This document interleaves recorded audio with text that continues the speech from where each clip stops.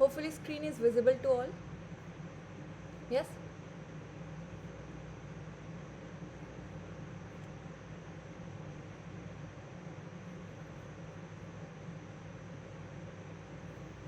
चलिए,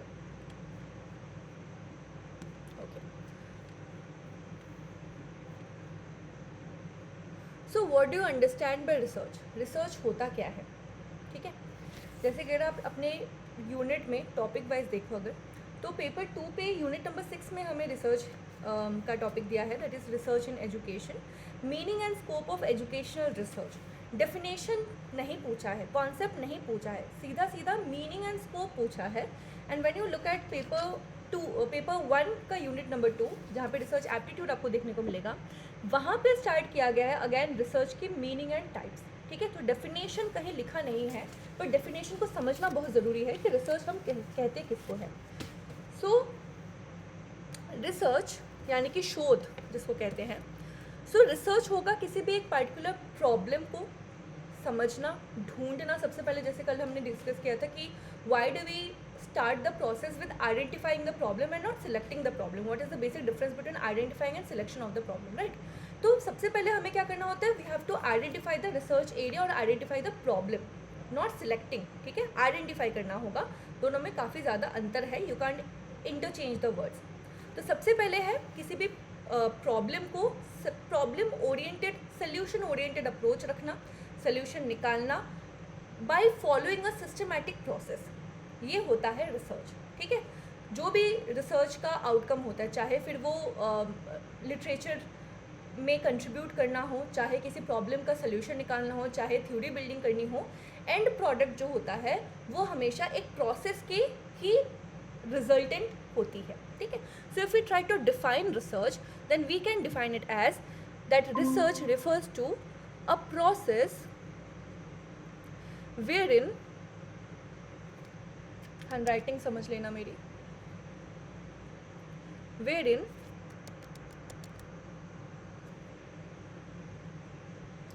activities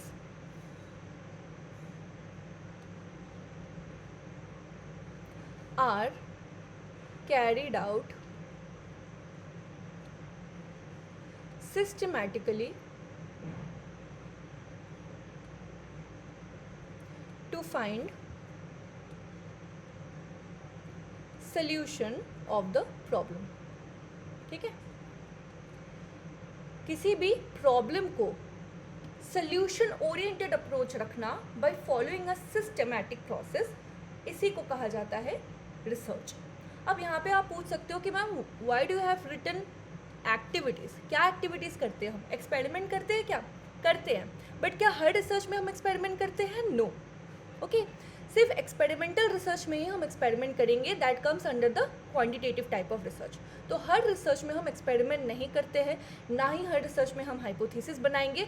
data collection is different thing. Data हम लोग करेंगे, कलेक्ट करते हैं in all types of research, but the type of data that we collect can differ in different types of research. ठीक है, सो activities में हम लोग एक्सपेरिमेंट नहीं लिखेंगे, एक्टिविटीज़ में हम लोग वही प्रोसेस का पार्ट ही लिखेंगे. Okay, so research refers to the process wherein activities are carried out systematically to find the solution of a problem. Okay, इसको हम ऐसे डिफाइन कर सकते हैं रिसर्च को. Now, if you may ask कि characteristics of research क्या होंगी? So characteristic of research की बेसिक जो मेजर चीज़ होती है वो आप इस डेफिनेशन से ही समझ सकते हैं. यहाँ पे एक टर्म आपको दिखेगा सिस्टमैटिक. ठीक है, तो सबसे पहली होती है दैट कैरेक्टरिस्टिक्स में first is research process must be systematic in nature. ठीक है, this is the very first characteristic of research. Correct? ठीक है, second characteristic क्या हो सकता है? It is a process. देखो ये भी यहाँ पे आपको definition में दिख गया. थर्ड क्या होगा? It is problem oriented. है कि नहीं? Problem oriented होती है क्योंकि प्रॉब्लम का ही सोल्यूशन अपने को निकालना होता है, तो प्रॉब्लम भी यहाँ पे मेंशन्ड है. और क्या होता है? It involves activities. समझ रहे हो? तो डेफिनेशन से ही आपके कैरेक्टरिस्टिक्स बन गए. It involves activities and it leads to solution.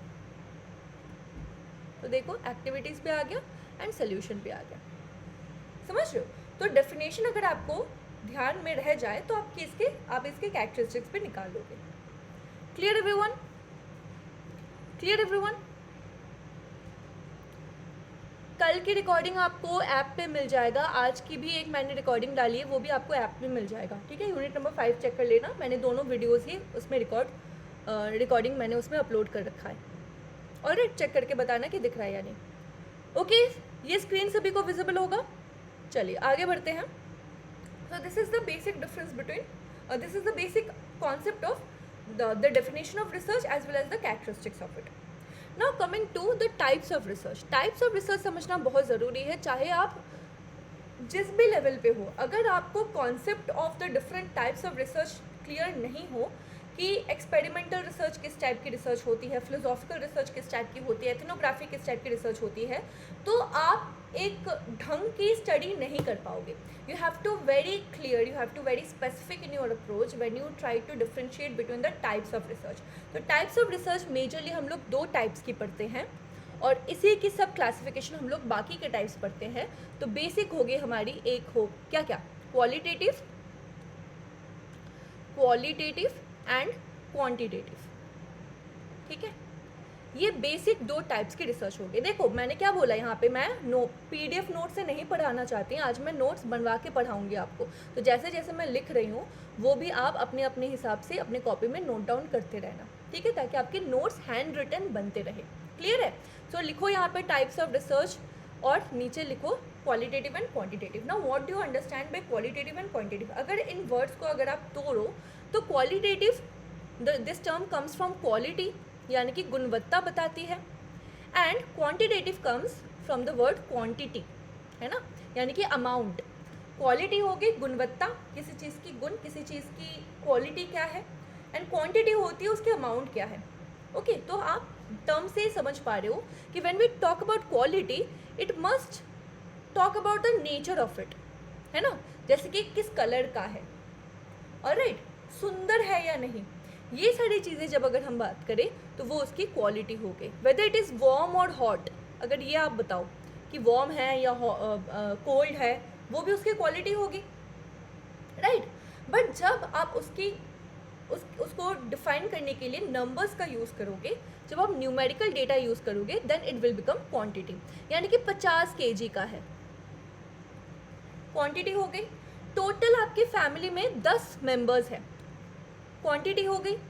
अच्छा, और क्या होता है, हाइट क्या है, 175 सेंटीमीटर हाइट है, क्वांटिटी हो गई। तो जब भी न्यूमेरिकल डेटा आप यूज़ करते हो, किसी डेटा को न्यूमेरिकल वैल्यूज़ आप यूज़ करते हो किसी डेटा को डिफाइन करने के लिए, then it becomes the quantitative data. And when you describe something with the use of words और वर्बल होता है वो चीज़, तो वो नॉन न्यूमेरिकल होता है, उसके गुण बताने की कोशिश करते हो, then it becomes your qualitative data.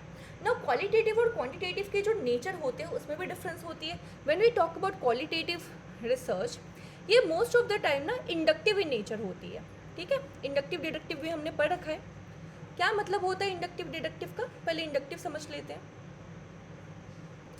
याद रखना है इंडक्टिव हमेशा होगा नोन टू अननोन, ठीक है, नोन टू अननोन होगा। क्या मतलब है नोन टू अननोन का, नोन टू अननोन का मतलब होता है, ये मैं TO2 लिखती हूँ यहाँ पे, नोन टू अननोन का क्या मतलब होता है,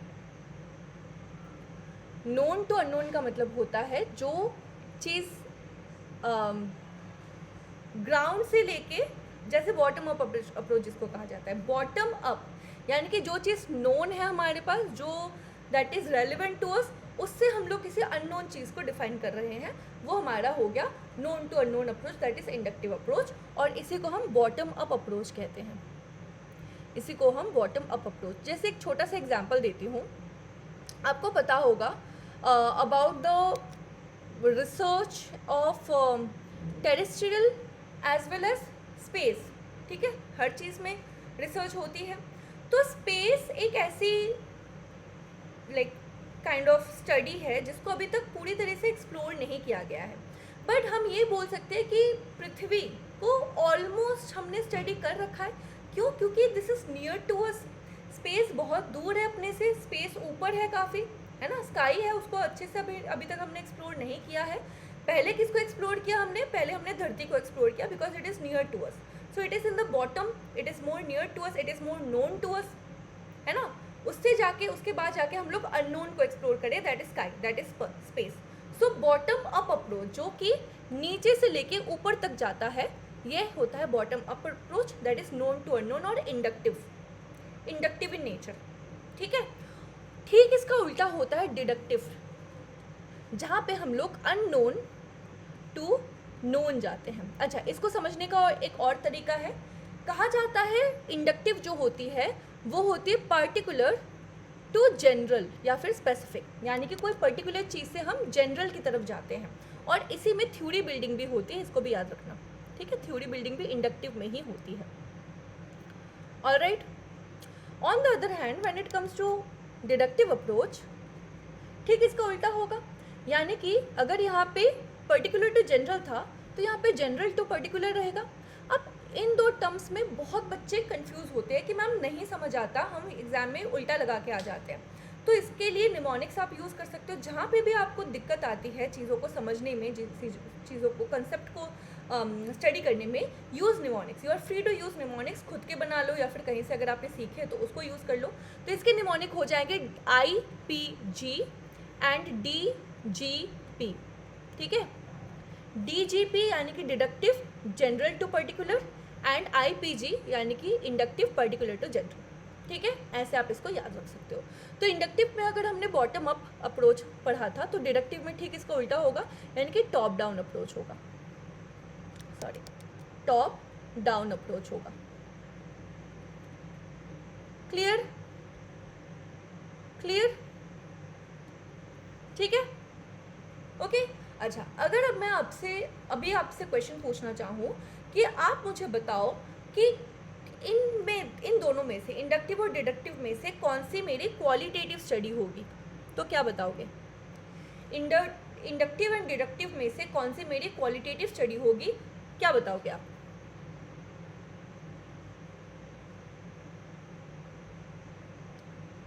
yes, which one of the two is a qualitative study, inductive study और डिडक्टिव स्टडी?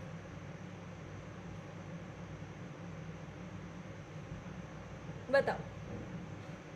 चलो, मैं और एक हिंट आपको दे देती हूँ। इंडक्टिव स्टडी जो होती है उसमें हम लोग मोस्टली क्वालिटेटिव डेटा को यूज़ कर सकते हैं, एंड डिडक्टिव स्टडी जो होती है उसमें हम लोग क्वांटिटेटिव डेटा यूज़ करते हैं, ठीक है। तो यहाँ से आप पता लगा लोगे कि इंडक्टिव स्टडी जो होगी वो क्वालिटेटिव इन नेचर होगी, जबकि डिडक्टिव जो होगी वो क्वांटिटेटिव इन नेचर होगी, ठीक है। क्लियर है? इस कॉन्सेप्ट को बिल्कुल ऐसे ही आप फ्लो चार्ट की तरह याद रखेंगे, it's going to be very important for you, क्योंकि एग्जाम में आएगा। Clear, clear. तो हमने क्या क्या पढ़ लिया? हमने पढ़ लिया डेफिनेशन ऑफ रिसर्च, हमने पढ़ लिया कैरेक्टरिस्टिक्स ऑफ रिसर्च, हमने पढ़ लिया types of research. Alright, alright. अभी हम लोग पढ़ते हैं कि इनके एग्जाम्पल्स क्या है, क्वालिटेटिव रिसर्च के क्या एग्जाम्पल है, क्वांटिटेटिव रिसर्च के क्या एग्जाम्पल है, इनको थोड़ा पढ़ते हैं। तो when it comes to qualitative research, इसके अगर हम एग्जाम्पल्स जानना चाहें तो ये बन जाएगा फिलोसॉफिकल रिसर्च। चलो आप लोग भी बताते रहो एक एक करके। फिलोसॉफिकल बना क्वालिटेटिव, हिस्टोरिकल बनेगा क्वालिटेटिव, ठीक है। और क्या बनेगा? सर्वे एक क्वालिटेटिव का पार्ट बनता है, ठीक है। और एथनोग्राफी बनेगी,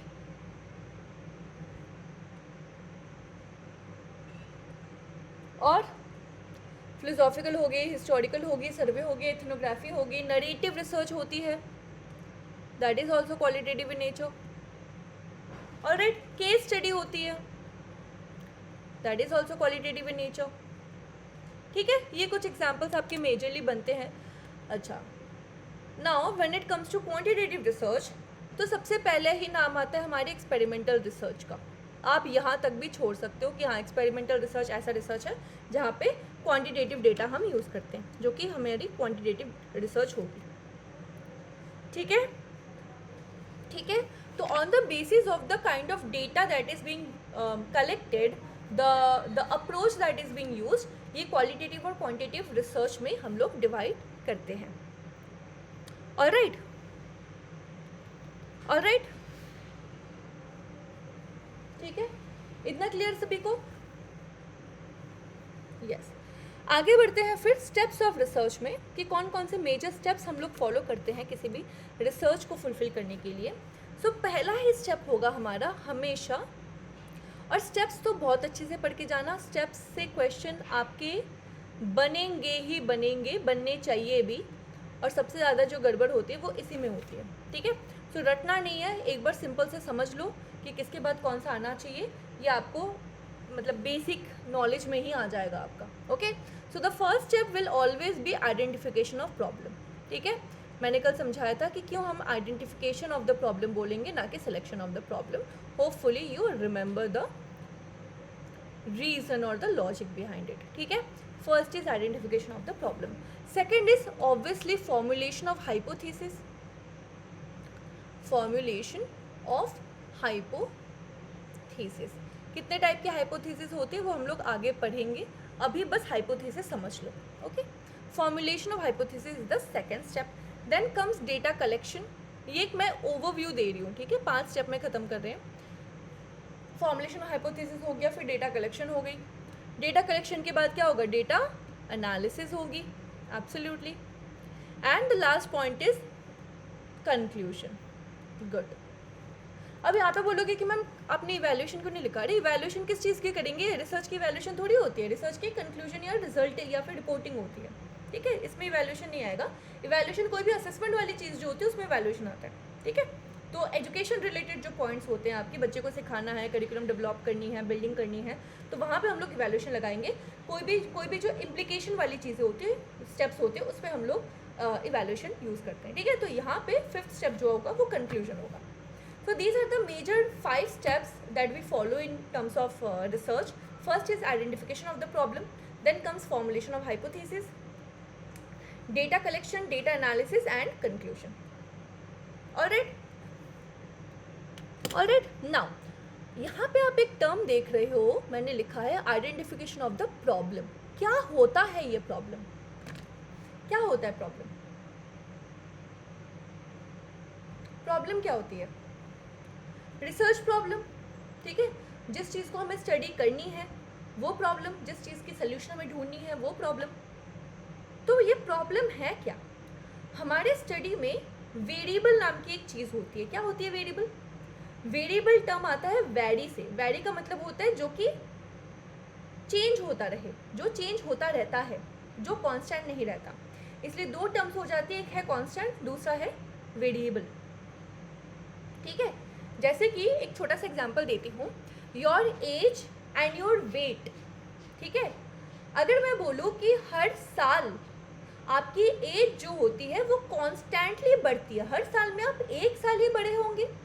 suppose you are 25 years old now, in 2024 you have turn 25, तो 2025 में आप 26 साल के होंगे, है ना।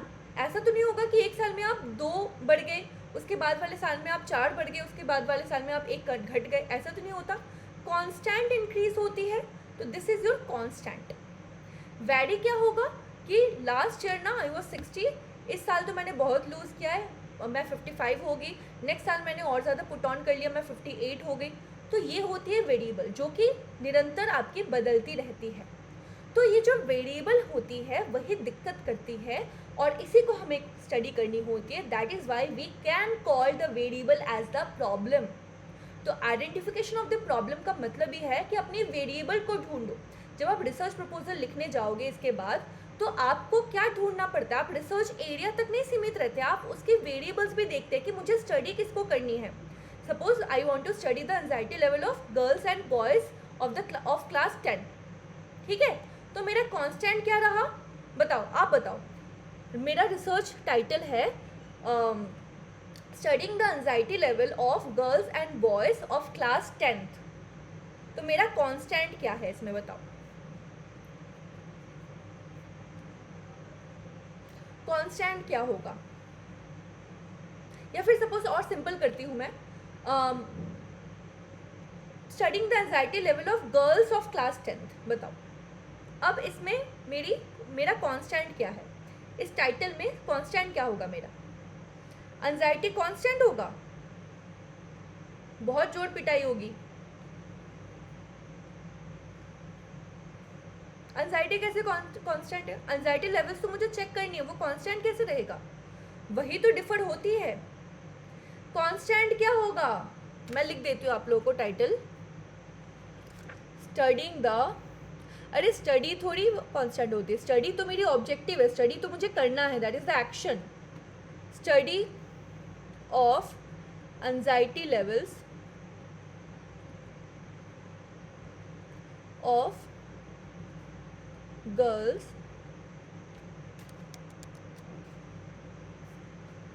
Of class 10। बताओ इसमें मेरे कांस्टेंट क्या है? एक से ज़्यादा कांस्टेंट हो सकते हैं। Very good, very good, very good. Constant is the gender, that is girls. मुझे जेंडर गर्ल्स ही चूज करनी है अपनी स्टडी में, सो दिस इज माई कांस्टेंट। और क्या कांस्टेंट होगा? और एक कांस्टेंट है इसमें, बताओ, ढूंढ के बताओ, और एक कौन सा कांस्टेंट है इसमें? दूसरा कांस्टेंट क्या है इसमें? वेरी गुड, दूसरा है क्लास 10th। मुझे क्लास 10th के ही बच्चों को स्टडी करनी है, तो this is again my constant. So both gender and the class are my constant. इसमें वेरिएबल क्या होगा? वेरिएबल होगा एंजाइटी लेवल। क्यों? क्योंकि किसी बच्चे की एंजाइटी लेवल बहुत ज़्यादा है, किसी बच्चे की बहुत कम है, किसी बच्चे की न्यूट्रल है, तो ये मेरी वेरिएबल हो गई। मेरी जो एंजाइटी लेवल्स जो मुझे चेक करनी है, दिस बिकम्स माई वेरिएबल। समझ रहे हो? तो इसीलिए इसी को प्रॉब्लम भी हम कह सकते हैं। आपकी जो रिसर्च टाइटल होती है वहाँ पे आपका वेरिएबल गिवन ही होता है, आप वेरिएबल से ही अपना रिसर्च टाइटल जो है उसको बनाते हैं, और उसी में आपकी रिसर्च प्रॉब्लम, आपकी वेरिएबल, आपका कांस्टेंट, हर चीज़ का एक रिफ्लेक्शन क्लियरली होना चाहिए। इसीलिए बोला जाता है कि जब आप अपने रिसर्च टाइटल डिफाइन करो तो वो बहुत ही अच्छी तरीके से डिफाइन करो। It should not be very ambiguous in nature, कि पढ़ के समझ नहीं आया कि आप स्टडी क्या करना चाहते हो। अगर मैंने यहाँ पे बोल दिया था होता कि अ study of the anxiety levels, ठीक है, किसका एंजाइटी लेवल? मुझे तो बताना पड़ेगा ना कि गर्ल्स। अब कौन सी गर्ल्स? मुझे और स्पेसिफाई करना पड़ेगा कि क्लास 10th की गर्ल्स, और ज़्यादा स्पेसिफाई मैं करती हूँ, class 10th girls of suppose Calcutta girls school, ठीक है। तो ये मेरे क्या हो गई? ये मेरी बिल्कुल स्पेसिफिक हो गई। मुझे पता है कि मुझे स्टडी क्या करनी है, मेरी वेरिएबल्स क्या है, मेरा कांस्टेंट क्या है, ठीक है। स्टडी किस टाइप की स्टडी करना है वो भी मैं देख सकती हूँ यहाँ पे, suppose an analytical study, a case study, okay. तो ये सारी चीज़ें आपकी टाइटल में क्लियर एक रिफ्लेक्शन होनी चाहिए। समझ आया? सो नाउ जो हम लोग बात कर रहे थे कि ये प्रॉब्लम जो है वो ही काइंड ऑफ वेरिएबल हमारी हो सकती है। So variable is kind of a problem only. Alright, another name of, ये भी आप लिख सकते हो, another name of problem is variable.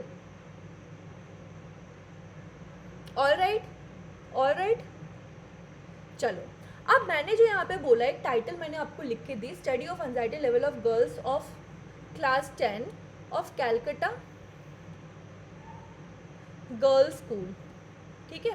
अब यहाँ पे देखो वेरिएबल्स मुझे पता चल गया, टाइप्स ऑफ स्टडी मुझे पता चल गया, मुझे और भी एक चीज़ पता चल रही है। पता है क्या?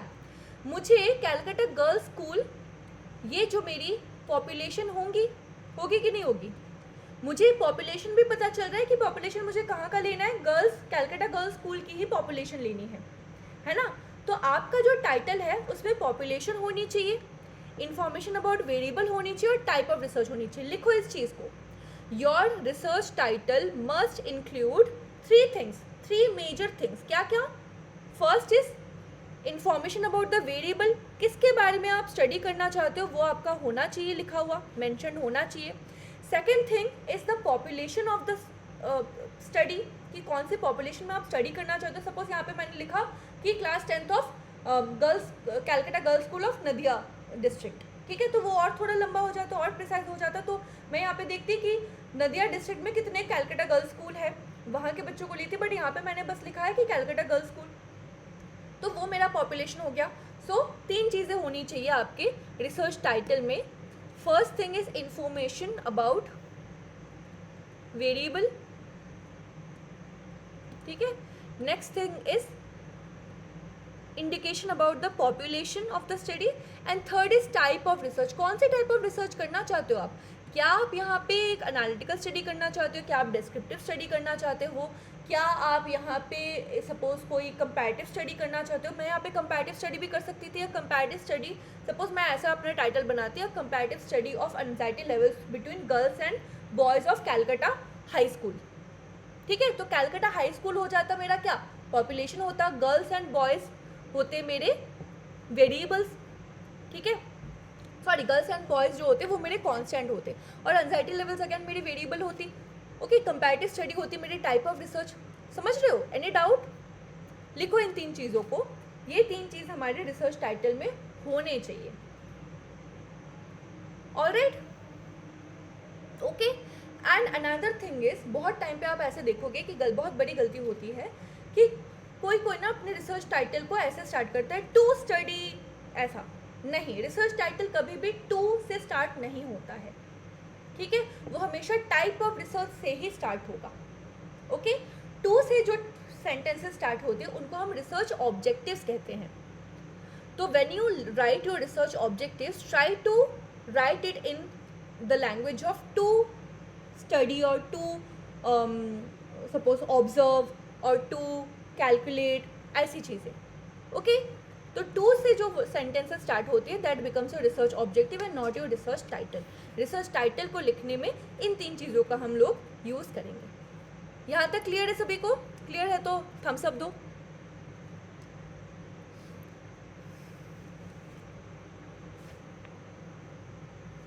ओके, चलो ग्रेट, वेरी गुड। चलो आगे बढ़ते हैं। फर्स्ट हो गया हमारा identification of problem. Second step क्या था हमारा? फॉर्मुलेशन ऑफ हाइपोथेसिस, है ना। Second becomes your formulation of hypothesis. Now hypothesis के टाइप्स पे तो हम बाद में जाएंगे, पहले हम समझ लेते हैं कि हाइपोथेसिस की क्या सिग्निफिकेंस है। ठीक है, तो हाइपोथेसिस में भी हमें जब हम हाइपोथेसिस जब क्रिएट करते हैं तब भी हमें कुछ क्वेश्चंस को ध्यान में रखना होगा। फर्स्ट थिंग इज हाइपोथेसिस को कैसे हम वर्ड्स में लिख पाए। ठीक है, बहुत इंपॉर्टेंट है। आपकी जो थीसिस आप बनाओगे ना, मोस्ट ऑफ द टाइम जो रिजेक्शन वगैरह होती है वो आपके काम के लिए नहीं होती, वो आप कैसे वर्ड्स यूज़ करते हो, कैसे लिखते हो, उसके लिए होती है। ठीक है, तो इसलिए it's very important to understand how to write the thesis and how to utilise और how to use the correct words. Correct technical जो जार्गन्स होती है उसको आपको सही तरीके से यूज़ करना आना चाहिए अपने रिसर्च थीसिस में या फिर रिसर्च के टाइम पे। सो सबसे पहले hypothesis to be correctly worded. Next is it should significant word be used और not in the statement of hypothesis. अच्छा, next is what difference will it make if significant word is not used in the statement of hypothesis. इसको हम लोग आगे देखेंगे। उसके बाद आते हैं आपकी टाइप्स ऑफ हाइपोथेसिस, जैसे कि नल हाइपोथेसिस हो गया या फिर डायरेक्शनल हाइपोथेसिस होता है। तो हमें पता है कि हम लोग H0 से ही आगे चलते हैं, दैट इज़ नल हाइपोथेसिस जो होती है उसी को लेके हम लोग आगे बढ़ते हैं। नल हाइपोथेसिस होती क्या है? नल हाइपोथेसिस होती है hypothesis of no difference. Hypothesis of no difference, अगर मैंने यहाँ पे अपना हाइपोथेसिस बनाया that there is no significant difference between the anxiety levels of girls and boys of class 10, तो वो मेरी कौन सी हाइपोथेसिस होगी? वो मेरी होगी नल हाइपोथेसिस। क्यों? क्योंकि मैंने यहाँ पे बोला है हाइपोथेसिस ऑफ नो डिफरेंस, कि दोनों की ही एंजाइटी लेवल्स जो है वो इक्वल है, दोनों में कोई सिग्निफिकेंट डिफरेंस नहीं है। तो ये टर्म जो है सिग्निफिकेंट, इसको आपको ध्यान से यूज़ करना होगा कि whether you are actually studying significant difference और नॉट। ठीक है, तो वो होती है हमारी नल हाइपोथेसिस। हाइपोथेसिस बेसिकली होती है आपकी एक टेंटेटिव स्टेटमेंट। हाइपोथेसिस को हम कहते हैं tentative statement that we try to prove और डिसप्रूव थ्रू आवर रिसर्च। ठीक है, समझ रहे हो?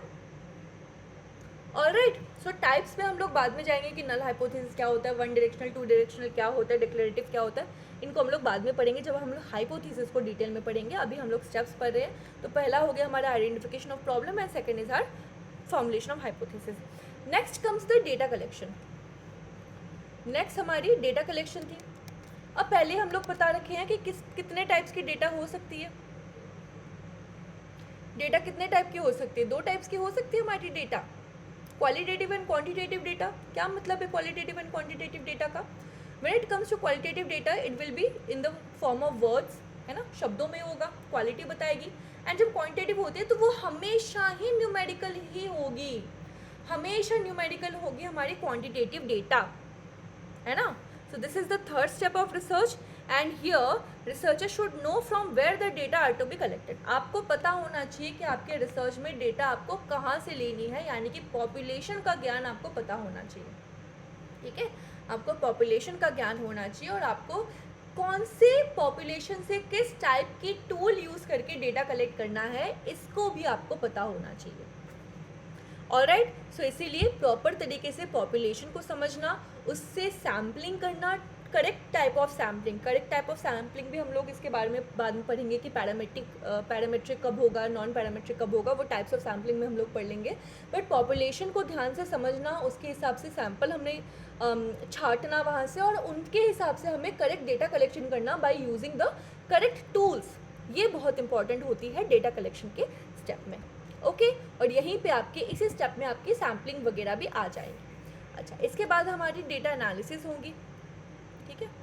इसके बाद हमारी फोर्थ स्टेप जो थी that was data analysis. Now what happens is data analysis. अगर मैं आपसे बोलूँ कि मुझे बताओ, मैंने लिखा है content analysis, now you tell me what kind of data analysis is it. ये क्वालिटेटिव डेटा एनालिसिस है, क्वांटिटेटिव डेटा एनालिसिस है, बताइए। यस, आप मुझे बताओ कि content analysis one type of data analysis है, you tell me the type of it, whether it is qualitative type of data analysis या फिर quantitative type of data analysis. Quality, Pourna says quality, बाकियों को क्या लगता है? यस, वेरी गुड पौर्णा, बिल्कुल सही बोल रहे हो आप। क्वालिटेटिव डेटा एनालिसिस होती है कंटेंट एनालिसिस, बाकी भी लिखो, मेटा एनालिसिस, ठीक है।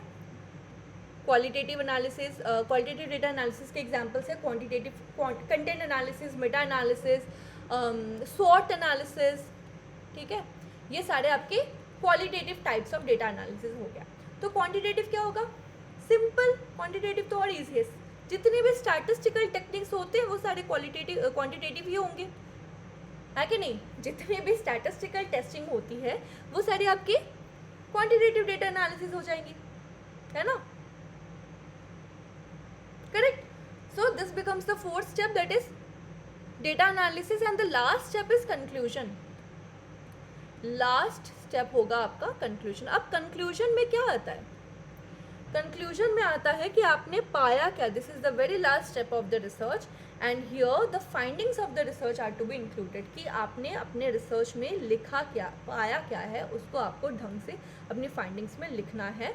और यहाँ पे आपकी findings किस हिसाब से होंगी, ऐसे कुछ भी finding नहीं लिखना है, आपकी objective के हिसाब से क्या findings आई आप उनको लिखोगे यहाँ पे, ठीक है. तो ऐसा नहीं होना चाहिए कि कंक्लूजन किसी थीसिस में आप देखोगे कि 4 पेज 5 पेज का कंक्लूजन लिखा है. It is the wrong method, ठीक है. ये गलत अप्रोच है. कंक्लूजन हमेशा हमारी कंप्राइज होनी चाहिए and it should be relevant to the objectives that we have set for our study, ठीक है. इतना अपने को ध्यान रखना होता है when we are attempting to write the conclusion. बताओ, एनी डाउट एनीवेयर? अभी तक कोई इशू?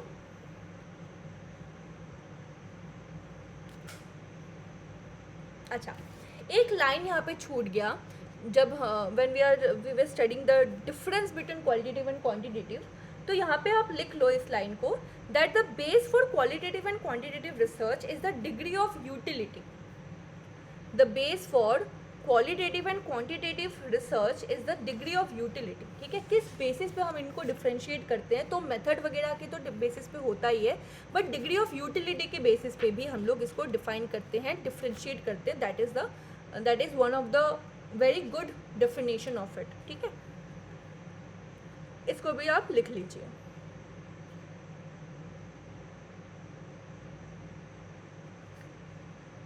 ठीक है. जैसे कि मैं आपको एक एग्जांपल देती हूँ क्वालिटेटिव क्वांटिटेटिव का.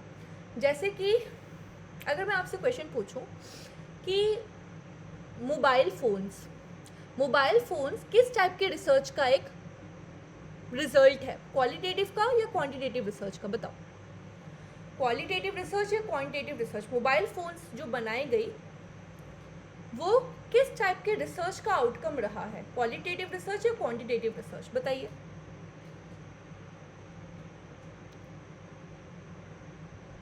इन्वेंशन ऑफ मोबाइल फ़ोन्स का सोच के बताना, उल्टा सीधा मत बताना.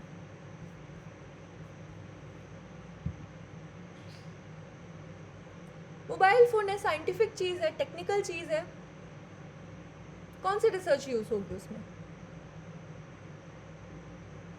सोशल साइंस वाला तो होगा नहीं, जो कि क्वालिटी वाली होती है, तो क्या होगी? क्वांटिटेटिव होगी। Absolutely. So the invention of mobiles is a resultant of quantitative research.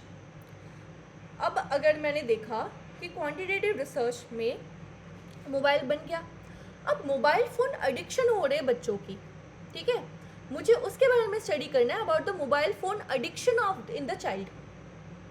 इसकी जो स्टडी होगी वो किस टाइप की स्टडी होगी? वो होगी मेरी क्वालिटेटिव स्टडी। समझ रहे हो?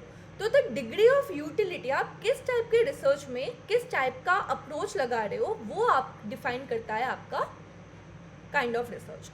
तो mobile phone banana was the outcome of quantitative research, but mobile phone के एडिक्शन को समझना ये सोशल साइंस का पार्ट होगा, सो it is your qualitative research. ठीक है, ठीक है। इसका एक बहुत अच्छा सा एग्जाम्पल मैंने और एक सुना था, न्यूक्लियर जो वेपन्स होते हैं। अब न्यूक्लियर वेपन इज़ अ, यहाँ पे ना बोला गया था, एक ऐसा मैंने सेमिनार अटेंड किया था, मुझे ये लाइन बहुत अच्छी लगी थी वहाँ पे। तो वहाँ पे एक टीचर ने बोला था कि जो साइंस वाले जो रिसर्चर्स होते हैं ना, वो विदाउट सोशल साइंस वाले रिसर्च साइंटिस्ट वो अपना काम ना ढंग से चला नहीं पाएंगे। ठीक है, scientific research is important but social science research is more important. क्यों, मैं बताती हूँ कि साइंटिफिक रिसर्च जो होती है वो प्रोडक्ट तो बना देते हैं, बट उसको चलाना कैसे है वो सोशल साइंस रिसर्च जो होती है वो बताती है। जैसे the use of the making of the nuclear weapon, it was the outcome of scientific research, it was the outcome of quantitative research, but उसको यूज़ नहीं करना है लोगों के हित के लिए, ह्यूमन काइंड के लिए उसको यूज़ नहीं करना है। ये जो थिंकिंग आई, ये जो thought I, it was a part of social science research. ठीक है, तो इसीलिए अल्टीमेटली साइंस को बना के माइंडलेसली यूज़ करना सही नहीं होगा, उसको कंट्रोल करने के लिए, उसको मॉनिटर करने के लिए सोशल साइंस रिसर्च का यूज़ होता है। तो that is Y quantitative and qualitative research can be differentiated on the basis of the degree of utility. ठीक है, ये बेसिक आपका आइडिया यहाँ से बनता है। क्लियर? चलो, इतना मुझे यहाँ पे डिस्कस करना था। वैसे थोड़ा वेरिएबल्स भी समझ लेते हैं, बहुत ज़्यादा हम लोग अंदर नहीं जाते हैं, बट थोड़ा सा वेरिएबल्स का भी पॉइंट हम लोग पढ़ लेते हैं, क्योंकि आज हमने वेरिएबल पढ़ा है थोड़ा सा, that it is a problem of the research, right. तो वेरिएबल को ऑलरेडी हमने प्रॉब्लम तो बता दिया, बट वेरिएबल्स होती कितने टाइप्स की है इसको थोड़ा समझो। सो टाइप्स ऑफ वेरिएबल्स अगर हम समझे तो मेजरली ये 2 टाइप्स की होती है। ठीक है, इंडिपेंडेंट एंड डिपेंडेंट। क्या आप बोल सकते हो कि ये डिपेंडेंट इंडिपेंडेंट जो वेरिएबल्स होती है वो मोस्टली किस टाइप ऑफ रिसर्च में होगी? देखो, इंडिपेंडेंट और डिपेंडेंट के बीच में मैं आपको रिलेशन समझा देती हूँ। इनके बीच में जो रिलेशन होता है उसको कॉजल रिलेशन बोलते हैं, that is cause and effect. एक कॉज होगा एंड दूसरा उसका इफेक्ट होगा, यानी कि एक में चेंज करोगे तो दूसरे में उसका इफेक्ट दिखेगा। ठीक है, this is called causal relationship, यानी कि इंडिपेंडेंट अगर हमारा कॉज वेरिएबल है तो डिपेंडेंट हमारा इफेक्ट वेरिएबल होगा। एक में चेंज करेंगे तो दूसरे में चेंज आएगा। ठीक है, छोटा सा यहाँ पे एक मैं आपको एग्जाम्पल से समझाती हूँ। सपोज एग्जाम्पल लिया हमने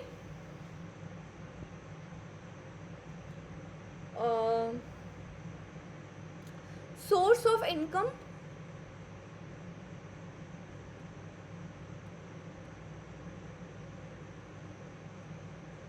एंड हेल्दी डाइट। बताओ, इन दोनों में से इंडिपेंडेंट कौन सा है, डिपेंडेंट कौन सा है? ये 2 वेरिएबल्स हैं, source of income and healthy diet. इन दोनों में से which one is independent variable and which one is dependent variable? बताइए, समझ के बताना।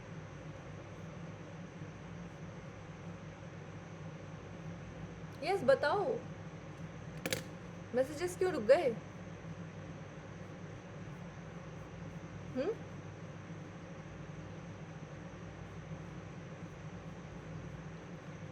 मैसेजेस क्यों रुक गए सबके? Source of income and healthy diet. अगर सोर्स ऑफ इनकम बहुत अच्छा है तो हेल्दी डाइट होगा, है कि नहीं? तो यहाँ पे मैं क्या बोल सकती हूँ? That source of income is my independent variable. Very good पढ़ना। Source of income is my independent variable. क्यों? क्योंकि अगर मेरा सोर्स ऑफ इनकम अच्छा है then I will eat healthy food, है ना? So healthy diet will be my dependent variable. समझा? इतना क्लियर सभी को? इतना सभी को क्लियर? नाउ अगर मैं और एक वेरिएबल आपको बताती हूँ और दो वेरिएबल्स देती हूँ, दैट इज इकोनॉमी नहीं, suppose job market and source of income. अब बताओ अब कौन सा इंडिपेंडेंट वेरिएबल होगा, कौन सा डिपेंडेंट वेरिएबल होगा? अब मैंने वेरिएबल्स थोड़े चेंज कर दिए। You have job market and source of income. अब इन दोनों में से कौन सा इंडिपेंडेंट वेरिएबल होगा एंड कौन सा डिपेंडेंट होगा?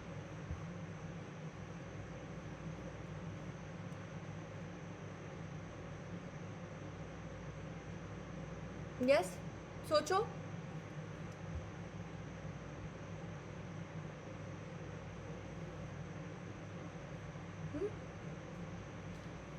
यहाँ पे सोर्स ऑफ इनकम क्या होगा? इंडिपेंडेंट ही रहेगा या फिर चेंज हो जाएगा?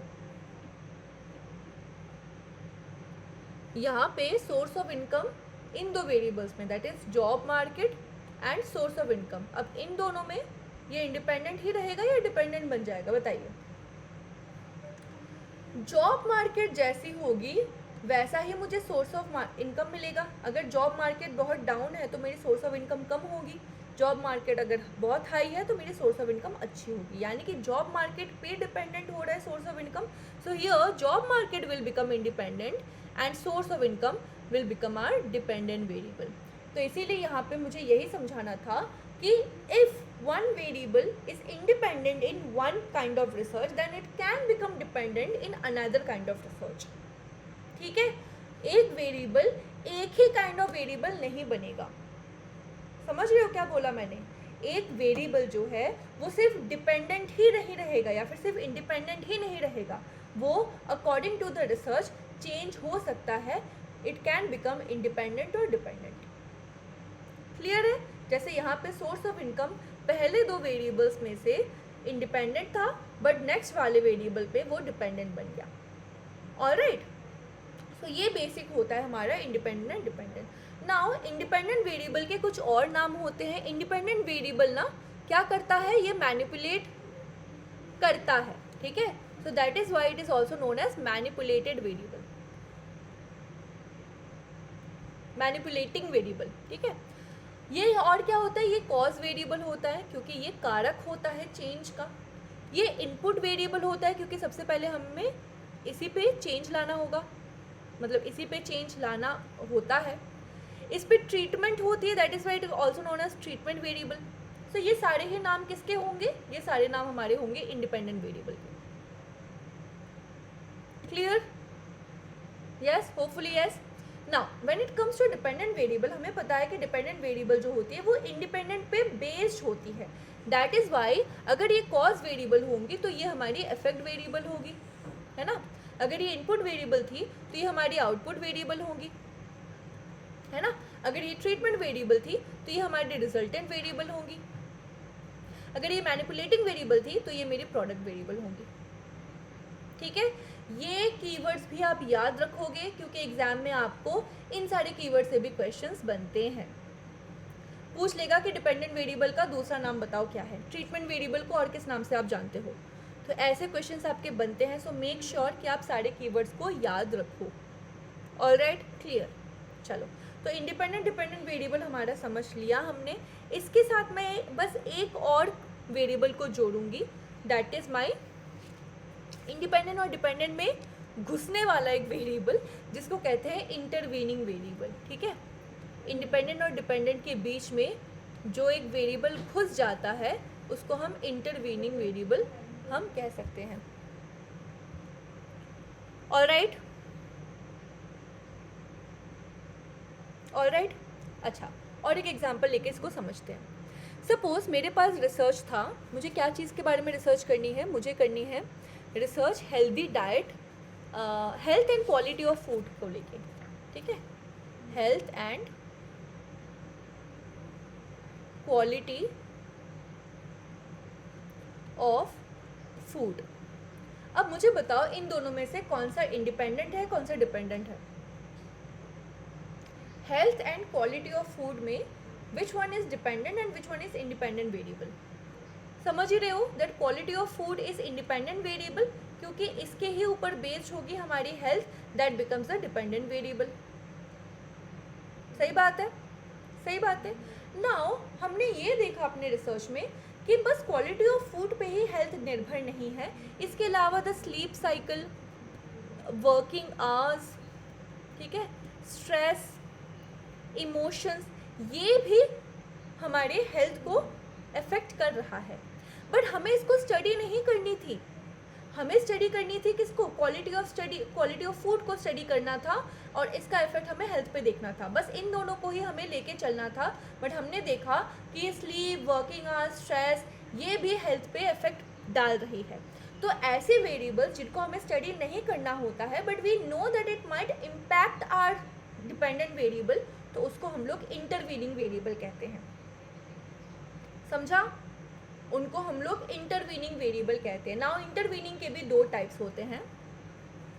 स्लाइड नहीं दिख रहा, एक सेकेंड, यहाँ से तो स्क्रीन शेयर्ड है, एक बार चेक कर लो, ठीक है। अच्छा, इंटरवीनिंग के भी दो टाइप्स होते हैं। अब इंटरवीनिंग में कुछ पॉइंट्स होते हैं जो इंट्रिंसिक होंगे, कुछ पॉइंट्स होते हैं एक्सट्रिंसिक होंगे।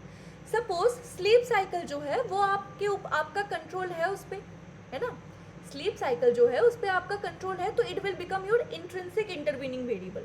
बट अगर मैं बोलूँ कि नॉइजी इन्वायरमेंट, अब नॉइजी इन्वायरमेंट को आप कंट्रोल तो नहीं कर सकते, आपका घर ही है वहाँ पे, घर से बाहर कितने दिन से हो गया, नहीं हो सकता। तो जिस वेरिएबल को आप कंट्रोल नहीं कर सकते हो बट वो इंटरवीन कर रहा है, वो हमारा एक्सट्रिंसिक इंटरवीनिंग वेरिएबल होगा। ठीक है, क्या समझा हमने? इंडिपेंडेंट एंड डिपेंडेंट हमारे दो वेरिएबल्स होते हैं। Independent is the cause variable, dependent is the effect variable.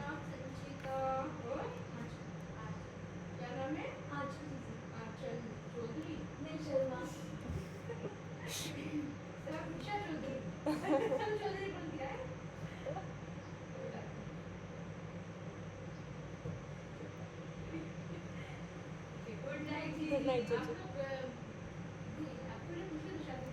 आप यहाँ की हो क्या? यहाँ पे मैं ग्रेजुएशन यहाँ क्या आपने? मैंने पोस्ट ग्रेजुएशन किया था आपने यहाँ से किया था? ग्रेजुएशन और पोस्ट ग्रेजुएशन। अच्छा, तो अभी इसका फर्स्ट साल इसका कंप्लीट हुआ क्या? इसी साल कंप्लीट हुआ है। इसी साल कंप्लीट हुआ है। आपको डिग्री मिलेगी कि इस बार? हाँ जी, हाँ जी। अभी फिर आप साइन कर देना है। ठीक है, ठीक है। आप तो नहीं हो ना बेटा? हाँ, मैं तो नहीं हूँ, मैं बस पीएचडी के लिए। हाँ हाँ, कम्युनिकेशन के लिए। कब है जी? बेटा वो जनरल कॉलेज में कभी हो गया, आपके नाम लिखना है। अच्छा, मैं पूछते हैं तो मैं सोची एक तो बच्चों को पूछा, मैंने शायद पीएचडी वाले कोई नहीं जी। आप नीचे आके ठीक है, है ना, यहाँ से कर देना सुबह जल्दी। ठीक है, ठीक है। Good night, good night. Okay. So two types of variables, independent and dependent. Independent variable is the cause variable and dependent variable is the effect variable. Correct? अब इन दोनों में बीच में घुसने वाले होते इंटरवीनिंग वेरिएबल, जिनको हमें स्टडी तो नहीं करना होता बट हमें पता होता है कि ये कहीं ना कहीं हमारे डिपेंडेंट वेरिएबल पे इफेक्ट ला देगा। ठीक है, इंटरवीनिंग में भी हमारे दो टाइप्स हो गए। एक हो गए हमारे इंट्रिंसिक, जिसपे हमें कंट्रोल हो सकता है, एंड एक्सट्रिंसिक वेरिएबल जो हमारे एक्सोजीनियस होते हैं। ठीक है, एक्सट्रिंसिक। इंट्रिंसिक का दूसरा नाम हमारे एंडोजीनियस भी इसको बोलते हैं। ऐसे क्वेश्चंस वैसे तो नहीं आते बट इनको समझ लो, शायद आपको इंटरव्यू वगैरह में पूछ सकता है, वैसे नेट नहीं डालता ऐसे क्वेश्चंस। इसको एंडोजीनियस कहते हैं, एक्सट्रिंसिक में आपको एक्सोजीनियस कहा जाता है। ठीक है, तो this is the basic point. दूसरे भी वेरिएबल्स हम लोग समझेंगे बट मैं साथ में नहीं समझाना चाहती हूँ क्योंकि बहुत ज़्यादा कंफ्यूजिंग हो जाता है। Mediating, mediator variable, extraneous variable, confounding variable, ये भी डिफरेंट टाइप्स ऑफ वेरिएबल्स है। आज के लिए इतना समझ लो, independent, dependent and intervening variable. Any doubt from anywhere तुरंत पूछो। यस, तुरंत पूछिए। Any doubt?